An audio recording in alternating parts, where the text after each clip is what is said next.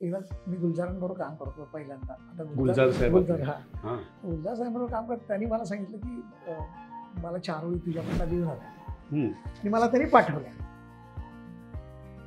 गुलजारांचं काम म्हटल्यानंतर माझ्यातला कार्यपर जागा झाला. ए धनाधन धनाधन धनाधन सुरू झाली आणि मला वाटलं की आता दिल्यानंतर शाबासकी आपल्याकडे येणार असं. मग त्यांचा मला फोन आला, मला तुझ्याशी बोलायचं मला. मला म्हणलं काय झालं, मी परत तुला ना त्या ओळी ऐकवतो त्यांच्याच आवाजात. आणि त्यांच्या आवाजात ऐकल्यानंतर माझ्या लक्षात आलं की मी किती माती घालली. कारण त्यांना जे हवं होतं ते मी दिलं नाही. त्याला जो भावार्थ त्याच्यातला हवा होता, त्या शब्दामध्ये जी काही कथा होती किंवा जे आशय होता, तो आशय ते अपेक्षित करत होते.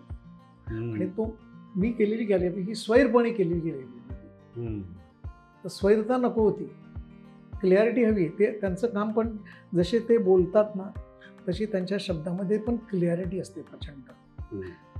घेण्यामध्ये पण क्लिअरिटी असते. आणि मग ते जेव्हा मी परत केलं तेव्हा त्यांनी म्हटलं की आता तुझ्या लक्षात आलं.